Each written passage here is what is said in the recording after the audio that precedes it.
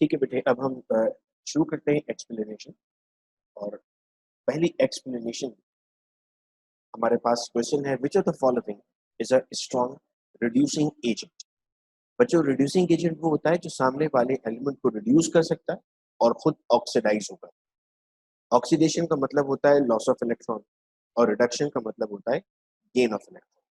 चार ऑप्शंस आपको दिए गए हैं। यहाँ हमें ये भी सीखना है बेटा कि एमसीक्यूज को सॉल्व किस तरीके से किया जाता है। एमसीक्यूज को जब हम सॉल्व कर रहे होते हैं तो उसके लिए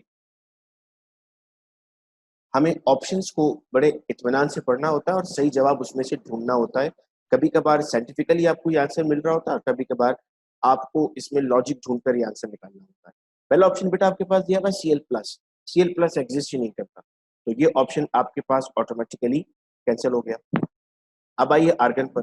argon is a noble gas और नोबल गैस रिएक्शन नहीं करती अंडर नॉर्मल सर्कमस्टांसेस। ये ऑप्शन भी आपके पास कैंसिल हो गया। फिर आप आए पोटेशियम पर और कैल्शियम पर।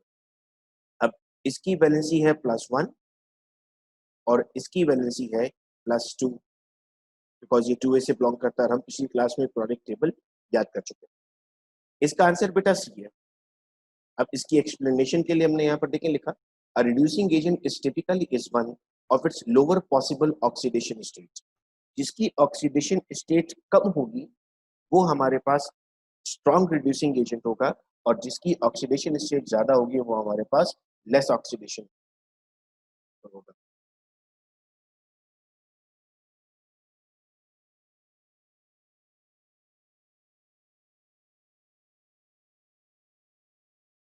ये बेटा हेल्प कीजिएगा आप लोग जो नहीं सुन पा रहे हैं।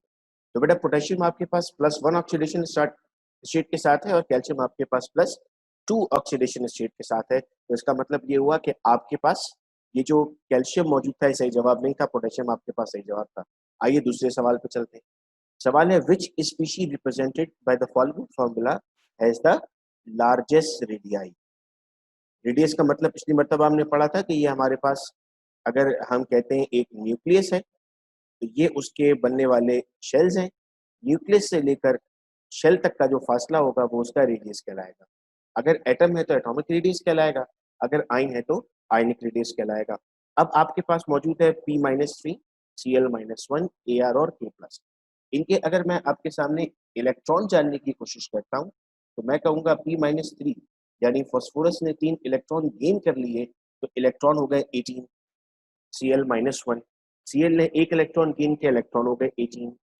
Ar अगेन 18 और पोटेशियम प्लस अगेन 18। सबके कितने इलेक्ट्रॉन है बेटा? 18 है। ऐसे सेट ऑफ एलिमेंट्स जिनके इलेक्ट्रॉनिक नंबर सेम होते हैं हम उन्हें नाम देते हैं आइसो इलेक्ट्रॉन, क्योंकि इनकी इलेक्ट्रॉनिक कंट्रीब्यूशन सेम होती है। 1s2, 2s2, 2p6, 3s2, 3p6, इन चारों। आपको क्या पता लगाना था? आपको लार्जेस्ट रेडियाई किसका था ये पता लगाना। तो बच्चों, पिछली नोट्स में जब हम इंपॉर्टेंट पॉइंट्स पढ़ रहे थे तो उस वक्त हमने ये बात पढ़ी थी कि न्यूक्लियर चार्ज और एटॉमिक रेडियस का आपस में ताल्लुक होगा, और वो कैसा ताल्लुक होगा? वो ताल्लुक होगा इनवर्सली प्रोपोर्शनल। जिसका न्यूक्लियर चार्ज कम होगा उसकी रेडियस ज्यादा होगा। तो इन सब में अगर आप प्रोटॉन की बात करते हैं तो यहाँ पर आपके पास 17 प्रोटॉन है, यहाँ पर आपके पास 18 प्रोटॉन है, यहाँ पर आपके पास 19 प्रोटॉन है, मगर यहाँ पर आपके पास 15 प्रोटॉन है। तो 15 प्रोटॉन का मतलब है इन सब में न्यूक्लियर चार्ज किसका कम है? इन सब में न्यूक्लियर चार्ज कम है पोटेशियम का। तो हम कहते हैं चूंकि पोटेशियम का न्यूक्लियर चार्ज कम है, दैट इज द रीजन कि पोटेशियम इस सवाल का सही जवाब है, चूंकि न्यूक्लियर चार्ज और एटॉमिक रेडियस में इनवर्स रिलेशन था। ठीक है, नेक्स्ट क्वेश्चन की तरफ बेटा बढ़ते हैं। Which compound is not a product of reaction between oxide of third period element and water. इनमें से कौन सा प्रोडक्ट नहीं है अगर आप बात करते हैं कि रिएक्ट कर रहा है ऑक्साइड से? तो बेटे अब हमारे पास NaOH, H2SiO3, H3PO4 और H2SO4 मौजूद था। हम कहते हैं कि सब रिएक्ट करते हैं वाटर के साथ, लेकिन पिछली क्लास में हमने पढ़ा था कि SiO2 वाटर से रिएक्ट नहीं करता और वाटर में डिसॉल्व नहीं होता। तो इसीलिए आपके पास इस सवाल का जो सही जवाब होगा वो बी ऑप्शन होगा। ये तीनों क्वेश्चंस मैं उम्मीद करता हूँ कि आपको क्लियर है। मैं एक बार फिर सवाल की तरफ बढ़ता हूँ। अब बेटे नेक्स्ट क्वेश्चन है, in which of the following pair is the radius of second atom greater than the radius of first atom. इनमें से कौन सा ऐसा है जिसके सेकंड का रेडियस ज्यादा है as compare to first one. अब बेटे इस तरह के सवाल कहलाते हैं हमारे पास कि ये BCQs है, जिसमें आपको एक से ज्यादा ऑप्शन भी करेक्ट नजर आते हैं, लेकिन आपको मोस्ट अप्रोप्रिएट की तरफ जाना होता है। Sodium atomic number 11, magnesium 12। Second का रेडियस कम होता है, चूंकि पीरियड में जब आप जाते हैं तो रेडियस डिक्रीज होता है। Strontium, calcium. स्ट्रोंशियम नीचे मौजूद है, कैल्शियम ऊपर मौजूद है। अगर आपने लेक्चर 1 पढ़ा था और पीरियोडिक टेबल याद कर लिया था तो ये बात आपको याद हो गई थी कि स्ट्रोंशियम बाद में है और कैल्शियम पहले है, तो स्ट्रोंशियम का ज्यादा है और कैल्शियम का कम है। फिर आते हैं पी और एन पर, यानी फास्फोरस और नाइट्रोजन पर। तो फास्फोरस का ज्यादा होता है और नाइट्रोजन का कम होता है, चूंकि नाइट्रोजन पहले और फास्फोरस बाद में है। अब हम आते हैं क्लोरीन और ब्रोमीन पर। तो क्लोरीन पहले मौजूद है, ब्रोमीन बाद में मौजूद है। क्लोरीन का एटॉमिक रेडियस कम है और ब्रोमीन का एटॉमिक रेडियस ज्यादा है।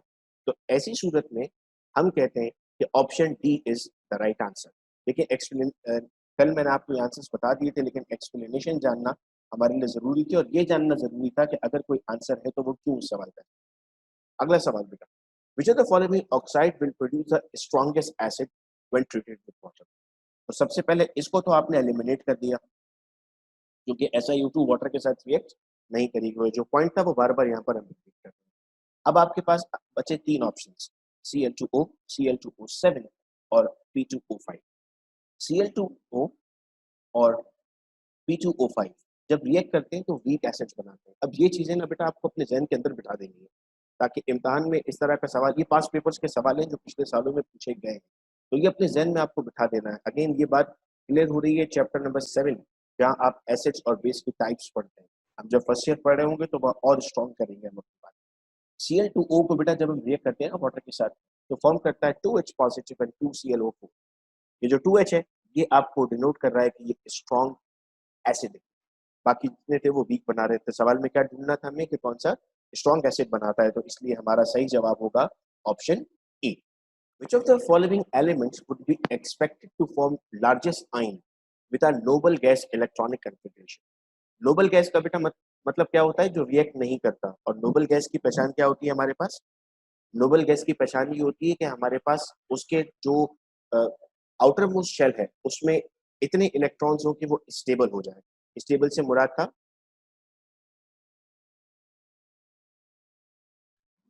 बेटे नेहा क्वेश्चन नंबर 5 में जो ऑप्शन बी और सी था ये वीक एसिड्स बनाता है, हमें स्ट्रॉन्ग एसिड ढूंढना था।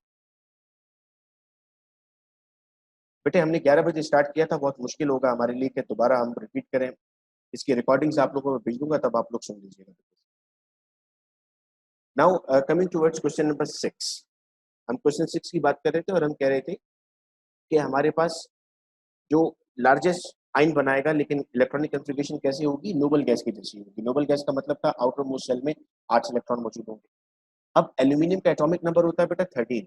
मैं यहाँ पर ये आपको लिख के भी बताता जाऊँ साथ साथ कि आप इजीली समझो इस बात को कि इसका एटॉमिक नंबर है बेटा 13।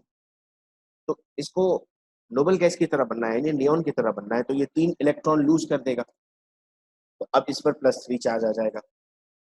इसी तरह अगर मैं आपसे बात करता हूँ क्लोरीन की, तो क्लोरीन का एटॉमिक नंबर है 17। नोबल गैस बनना है इसके नजदीक आर्गन है, एटॉमिक नंबर 18 पर, इसे 1 इलेक्ट्रॉन गेन करना होगा। फिर बेटे मैं आता हूँ फास्फोरस पर, एटॉमिक नंबर 15, इसे 3 इलेक्ट्रॉन गेन करने होंगे। और फिर मैं आता हूँ पोटेशियम पर, तो इसे यानी 19, इसे 1 इलेक्ट्रॉन लूज करना होगा। तो अब आपके पास जाकर ये सारा मामला बन जाता है। फिर वही वाली बात बेटा हम यहाँ पर रिपीट करेंगे, जिसके प्रोटॉन्स की तादाद कम होगी उसका न्यूक्लियर चार्ज कम होगा, जिसका न्यूक्लियर चार्ज कम होगा उसका रेडियस ज्यादा होगा।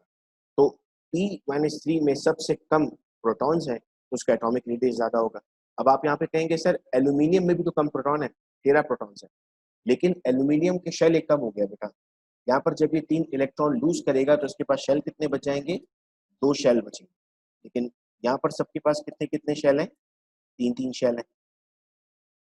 तो सबसे पहला जो आपने ऑप्शन एलिमिनेट करना था वो ऑप्शन होता आपके पास ऑप्शन ए।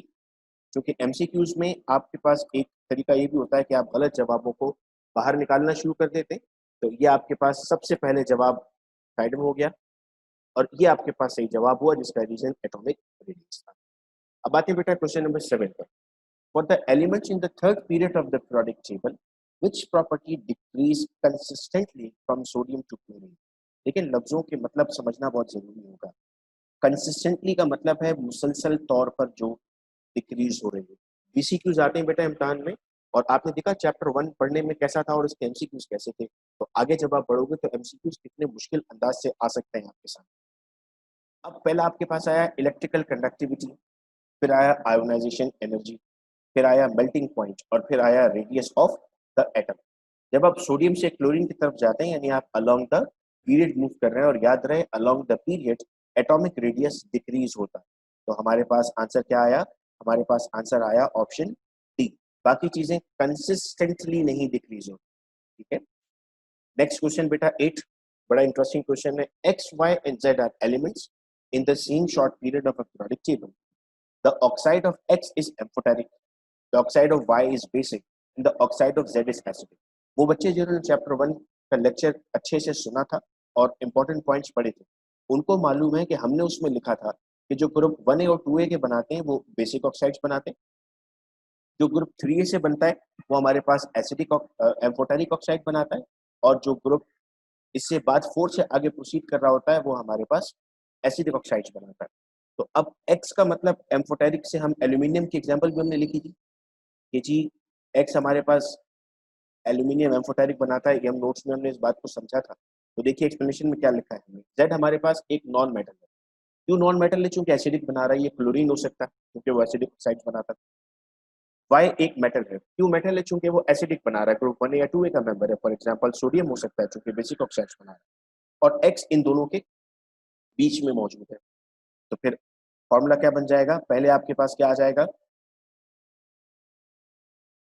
जेड आपके पास नॉन मेटल है, वाई आपके पास मेटल है, और एक्स इन दोनों के बीच में है। तो आपके पास पहले आता है बेटा बेसिक ऑक्साइड बनाने वाला प्रोडक्ट टेबल में 1A से, फिर आपके पास 3 आता है, और फिर आपके पास 7A आता है। तो आपके पास सीक्वेंस क्या बन जाएगी? वाई, एक्स और जेड। नेक्स्ट क्वेश्चन की तरफ बढ़ते हैं। Question number 9। An element of third period is heated with chlorine. The product is purified and then added to water.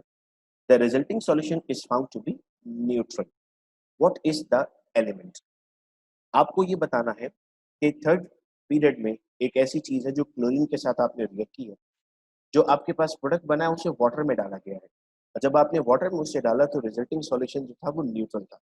अब बेटे अगर आप एल्यूमिनियम के साथ सोचते हो तो एल्यूमिनियम क्या होगा? एल्यूमिनियम आपके पास होगा एम्फोटेरिक। अगर आप सिलिकॉन और फास्फोरस के साथ जाते हो तो ये आपके पास बना रहे होंगे एसिडिक। यहाँ पर सोडियम इसका सही जवाब है। क्यों है सर सोडियम इसका सही जवाब? क्योंकि जब सोडियम रिएक्ट करता है क्लोरीन के साथ तो सोडियम क्लोराइड बनाता है, और सोडियम क्लोराइड को जब हम वाटर में ऐड करते हैं तो सॉल्ट एंड वाटर बनता है, और सॉल्ट एंड वाटर हमारे पास कैसा होता है? सॉल्ट एंड वाटर हमारे पास न्यूट्रल होता है। Then कहता है fruit juices and fizzy drunks such as lemonades are often sold in aluminum cans. What is the most important reason why aluminum is a suitable metal?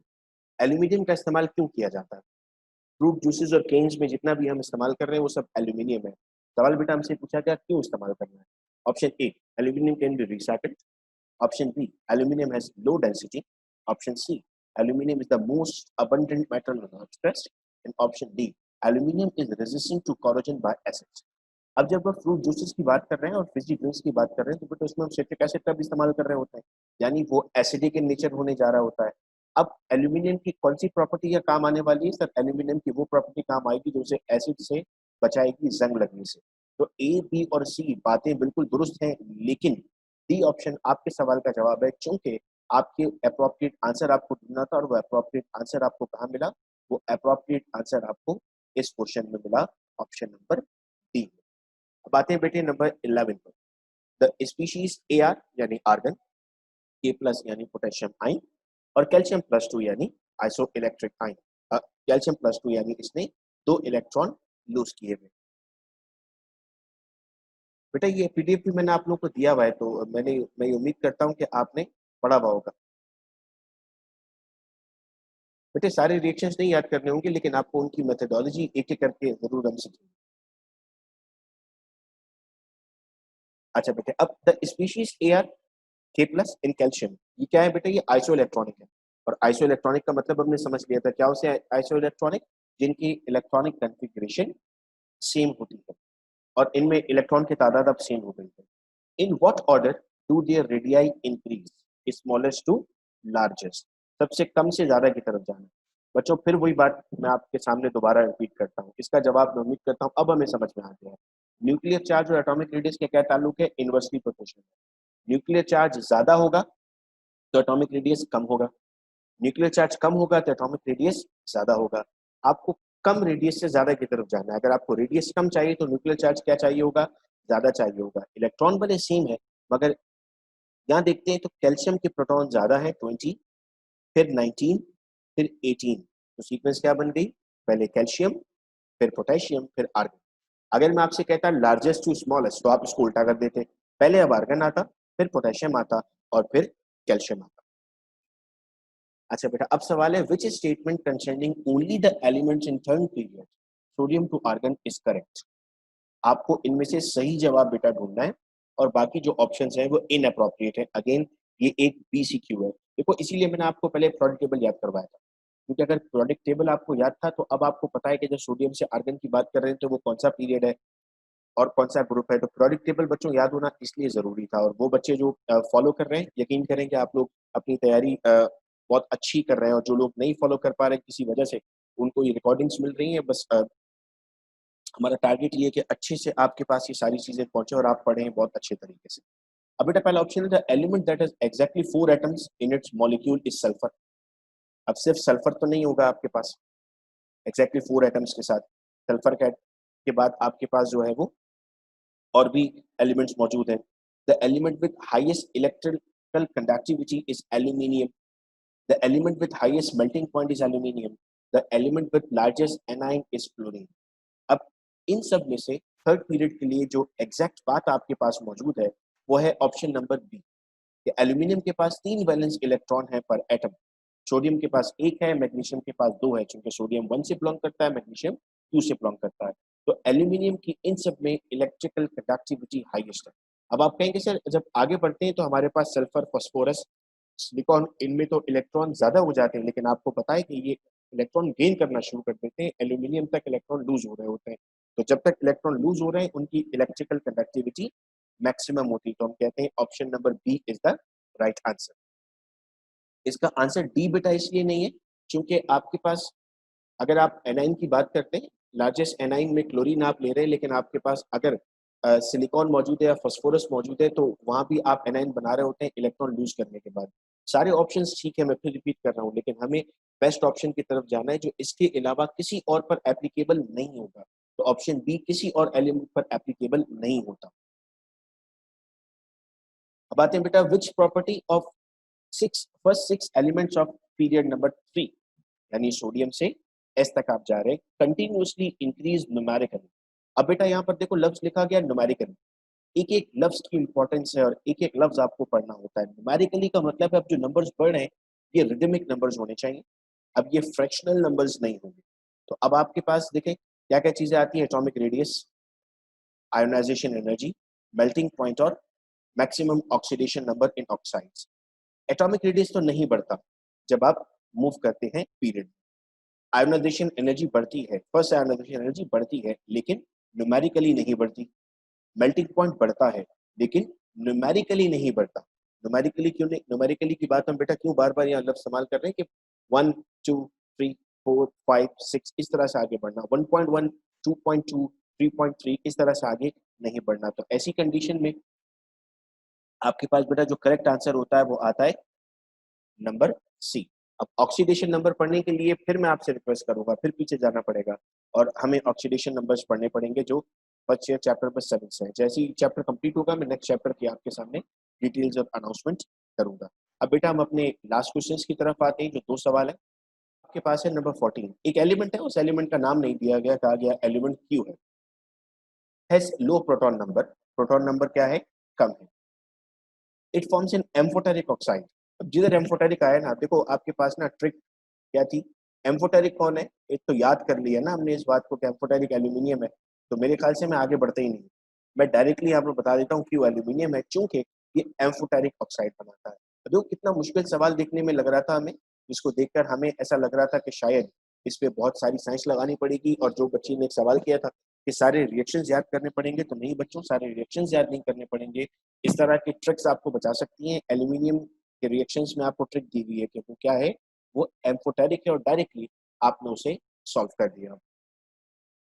अब आते हैं बेटा अपने लास्ट सवाल पर, which is not a trend from left to right across the elements of third period of the product chain। ये file कल आपको भेजने के बाद मैंने रिवर्ट की थी।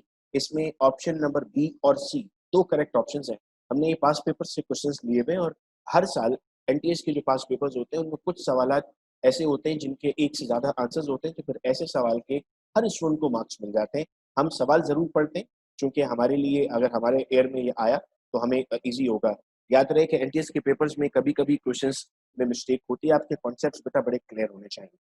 अब आपसे कहता है कि कौन-सा ट्रेंड नहीं है, जब आप लेफ्ट टू राइट मूव करते हैं। Atomic radius decrease, yes sir decrease करता है। कंपाउंड्स चेंज होते हैं, आयनिक टू कोवलेंट, यस ऐसे ही होता है। आप सोडियम में होते हो आयनिक होता है, मैग्नीशियम में होते हो आयनिक होता है, एल्यूमीनियम में तो आयनिक होता है।